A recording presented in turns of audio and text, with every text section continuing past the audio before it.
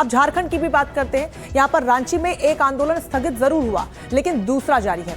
सरकार की परीक्षाएं रद्द करने के फैसले के बाद जेएसएससी सीजीएल के सफल अभ्यर्थी आंदोलन कर रहे हैं और इधर जेपीएससी परीक्षा में गड़बड़ियों की सीबीआई जांच की मांग को लेकर भी जो तमाम छात्र हैं 26 दिनों बाद ये जो आंदोलन था वो स्थगित हुआ।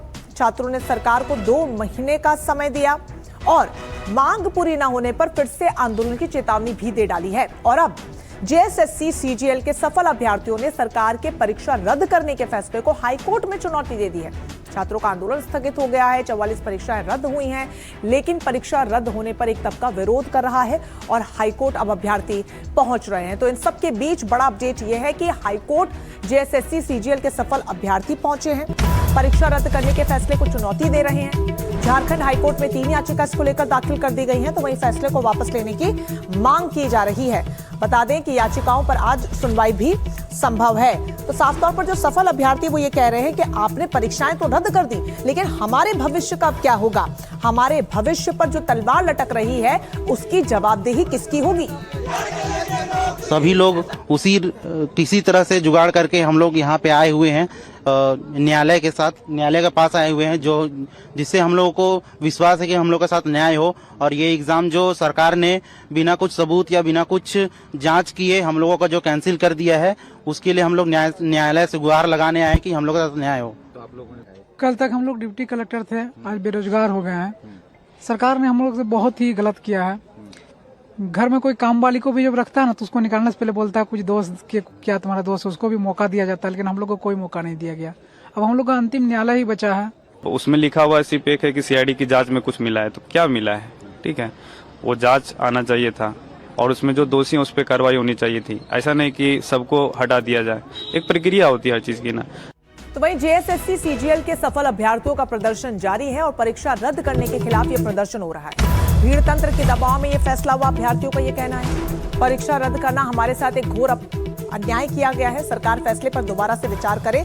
अभ्यर्थी लगातार ये मांग उठा रहे हैं। रांची की ये 2 तस्वीरें देखिए। जयपाल सिंह मुंडा स्टेडियम से अल्बर्ट एक्का चौक का नजारा। छात्रों के हाथों में तिरंगा, अबीर गुलाल उड़ रहा है, ढोल नगाड़े बज रहे हैं।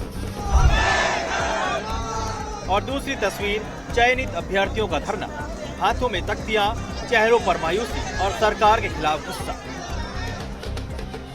सबसे पहले रांची की वो तस्वीर जिसमें खुशी है, छात्रों की जीत है। पिछले 2 महीनों से परीक्षाओं में धांधली और पेपर लीक के खिलाफ लड़ रहे छात्र आंदोलन ने सरकार को घुटने टेकने पर मजबूर कर दिया।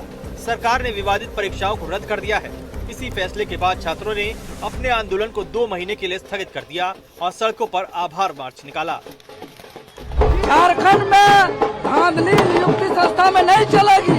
शिक्षा माफिया को जड़ से खत्म कर देंगे।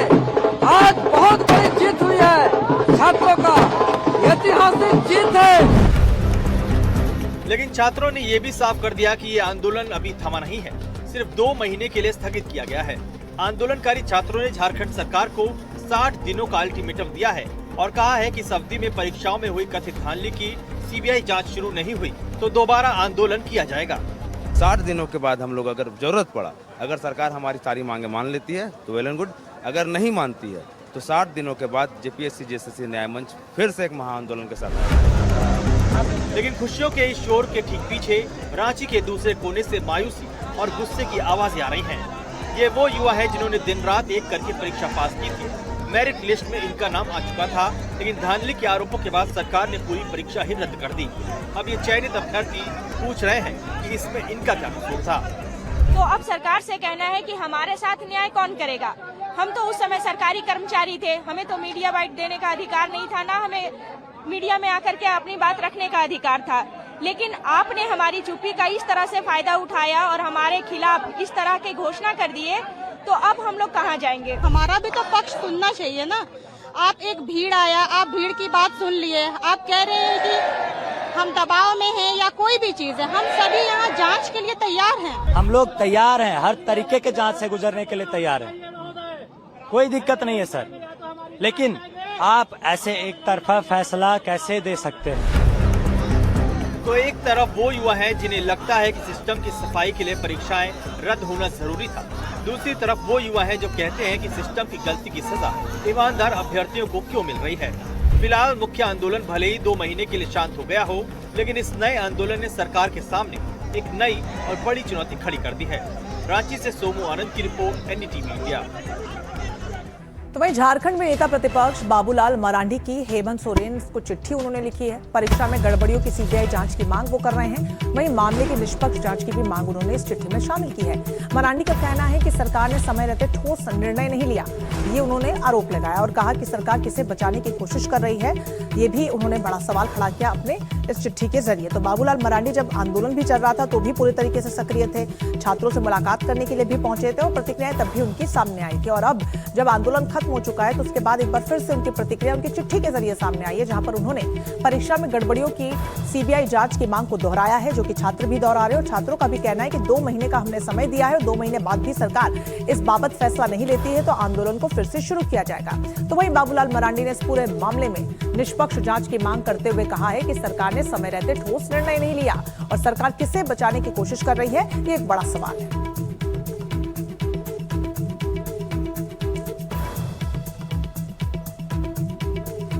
सरकार ने जो बड़ा फैसला लिया 44 परीक्षाओं को रद्द करने को लेकर, उसके बाद आंदोलन जरूर फिलहाल के लिए खत्म हो गया है, लेकिन जो मांगे हैं वो अभी तक वही हैं, जिसमें सीबीआई जांच की जो मांग है जिसको लेकर पैच फंसा हुआ है। हालांकि छात्रों का भी कहना है कि 2 महीने का समय सरकार को हम दे रहे हैं। तो वहीं बाबूलाल मरांडी ने भी एक बार फिर से सीबीआई जांच की मांग को दोहराया है और कहा है इस पूरे मामले में निष्पक्षता से जांच हो, लेकिन सरकार ने समय रहते निर्णय नहीं लिया और उसकी वजह से ये आंदोलन इतना लंबा खिंचा, इस बात का भी उन्होंने जिक्र किया। तो वहीं हाईकोर्ट पहुंचे जेएसएससी सीजीएल के सफल अभ्यर्थी और परीक्षा रद्द करने के फैसले को उन्होंने चुनौती दे डाली है। झारखंड हाईकोर्ट में इस बाबत 3 याचिकाएं दाखिल की गई हैं और फैसले को वापस लेने की मांग भी की जा रही है। सोमू आनंद हमारे साथ जुड़ गए ज्यादा जानकारी के साथ इस पूरे मामले में। सोमू, लगातार एक तरफ तो देखिए छात्रों ने आंदोलन खत्म किया है, छात्र कह रहे हैं सीबीआई जांच की मांग हो, बाबूलाल मरांडी चिट्ठी लिख रहे हैं और कह रहे हैं सीबीआई जांच की मांग हो, तो वहीं जेएसएससी और सीजीएल के जो सफल अभ्यर्थी हैं उनकी बात भी अपने हिस्से की ठीक है, अब हाईकोर्ट पहुंच रहे हैं वो।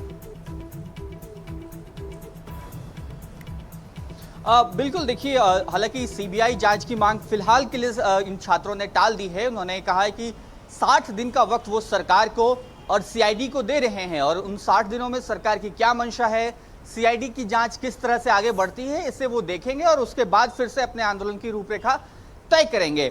बहरहाल विपक्ष जरूर अभी भी सीबीआई जांच की मांग कर रहा है, लेकिन छात्रों की तरफ से ये मांग फिलहाल टल गई है। वही जो दूसरा पक्ष है, क्योंकि करीब 2000 के आसपास ऐसे अभ्यर्थी हैं जो चयनित हुए थे जेएसएससी सीजीएल से और विभिन्न विभागों में वो काम कर रहे थे और अचानक से वो सड़क पर आ गए हैं और इसीलिए उनका आंदोलन भी चल रहा है। देखिए, जो वो दावा कर रहे हैं कि उन 2000 में से करीब 700 से 800 जो स्टूडेंट्स हैं वो ऐसे हैं जो पहले किसी न किसी नौकरी में थे, वो नौकरी छोड़ करके आए और हमने भी जब उनसे बात की तो उनमें से कई ने अपनी नौकरियों के सर्टिफिकेट, अपने नौकरियों के दस्तावेज हमें दिखाए और ये बताया कि वो पहले किसी नौकरी में थे, वहां से रिजिग्नेशन दिया, उन्होंने ये नौकरी ज्वाइन की क्योंकि कोई घर आना चाहता था और दूसरी वजह थी। लेकिन अब उन सबके पास ना तो वो पहली नौकरी है और इस नौकरी से भी वो बाहर किए जा चुके हैं। इसीलिए उन्होंने हाईकोर्ट का दरवाजा खटखटाया है और उन्हें उम्मीद है कि सुप्रीम कोर्ट ने पहले जिस तरह से उनके हक में फैसला दिया था 5 जनवरी 2026 को, जिसमें सुप्रीम कोर्ट ने कहा था कि यह परीक्षा रद्द नहीं होगी और हाईकोर्ट ने भी इनको नियुक्ति देने के आदेश दिए थे, उसी तरह का आदेश उनके फेवर में आएगा। बहरहाल एक लंबी कानूनी प्रक्रिया एक बार फिर से तमाम सफल अभ्यर्थी हाईकोर्ट की दहलीज पर हैं, लेकिन चुनौतियां सरकार के लिए खत्म होती हुई नजर नहीं आ रही। अब यहाँ से सरकार इस पर क्या प्रतिक्रिया देती है या हाईकोर्ट की तरफ से इस पूरे मामले में क्या फैसला आता है, नजर आप बनाए रखिएगा। फिलहाल के लिए आपका बहुत शुक्रिया सोमू। आगे बढ़ेंगे और अब बात करेंगे भोपाल की, जहां पर एक दिल दहला देने वाला हत्याकांड सामने आया। यहाँ पर 17 साल के एक लड़के की पहले हत्या की गई और फिर उसके प्राइवेट पार्ट को काटकर तालाब में फेंक दिया गया। बताया जा रहा है कि जो मुख्य आरोपी है उसने इंस्टाग्राम पर एक रील देखी थी कि प्राइवेट पार्ट की कीमत बाजार में 1 करोड़ से भी ज्यादा मिल सकती है, लेकिन अब फर्ज कीजिए वो वीडियो ही एआई जनरेटेड निकला।